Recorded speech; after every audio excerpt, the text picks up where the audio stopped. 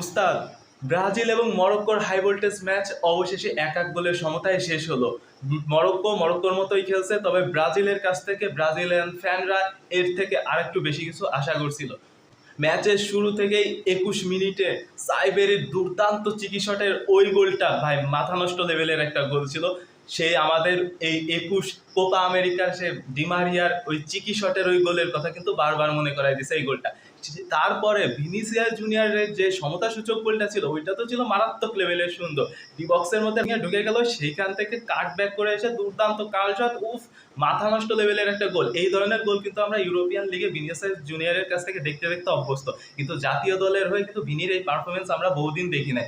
অবশেষে পারফেক্ট সময় এসে পারফেক্ট একটা টাইমিংয়ে ব্রাজিলকে সমতায় ফেরালো সেই ভিনিসিয়াস জুনিয়র। এই মুহূর্তে নেইমারের জায়গায় যদি কেউ ব্রাজিলের হাল ধরতে পারে সে কিন্তু এই একমাত্র ভিনিসিয়াস জুনিয়রই। তবে শেষের দিকে এসে ব্রাজিলের খেলা দেখে আমার কাছে মনে হয়েছে এটা ব্রাজিল না। ড্রিঙ্ক ব্রেকের পরে ব্রাজিল যেন মনে হচ্ছিল নিজেদের মধ্যে প্লেয়াররা কনফিডেন্স নিচ্ছে যে না, আমরা আর বল নিব না, ওরা বল নিয়ে পাসিং খেলতে থাক, আমরা আর বল দখল করতে না, আমরা জাস্ট ডিফেন্সিভ খেলবো। মরক্কো ওইভাবে জাস্ট পাসিং করছে। মরক্কোর যে অ্যাটাকগুলো খুব ধারালো ছিল এমনটাও না, তারা বল নিয়ে তারা পুরো মিডফিল্ড কিন্তু চলে গেছে ডিবক্সের সামনে, কিন্তু যে ওই শুট নিয়ে আরই সুযোগ পায়নি। ব্রাজিলিয়ান ডিফেন্ডাররা দের পজিশনও ভালো ছিল, যার কারণে মরক্কো কিন্তু শুট নিয়ে আরও সুযোগ পায়নি, এবং তাদের ইচ্ছা কি ছিল এটাও আমি জানি না। তারা বল কাটাইতে আসে, এমনকি তাদের ডিফেন্ডাররা ব্রাজিলের ফরওয়ার্ডদের মতো কাজ করছে অনেকটা।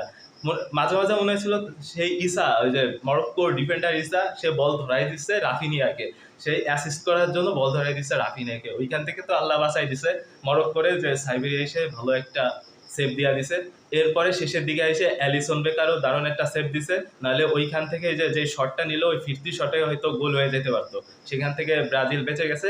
শেষ পর্যন্ত 1-1 গোলের সমতায় শেষ হয়েছে, দুইটা মাথা নষ্ট লেভেলের গোল হয়েছে, এবং ভিনিসিয়াস জুনিয়র একদম তার ক্যারিয়ারের হয়তো বেস্ট ম্যাচটা মানে আজকেই খেলে ফেলছে।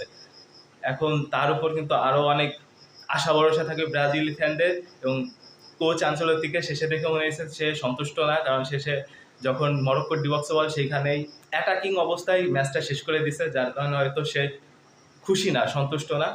তারপরও হাই ভোল্টেজ ম্যাচ 1-1 সমতা এসে যেমনটা ফ্যানরা আশা করছে এমনটা কিছুই হয় নাই। ব্রাজিল মরক্কো ওইভাবে অ্যাটাক কাউন্টার অ্যাটাক ফার্স্ট হাফে খেললেও সেকেন্ড হাফে এসে দুই দলই রয়েছে খেলছে। দুই দলই চাইছে যে 1 পয়েন্ট নিয়ে অন্তত বাড়ি ফিরে যায়। আপনার মতে এই ম্যাচের ম্যান অফ দ্য ম্যাচকে কমেন্ট করে জানাতে ভুলবেন না। So bye bye.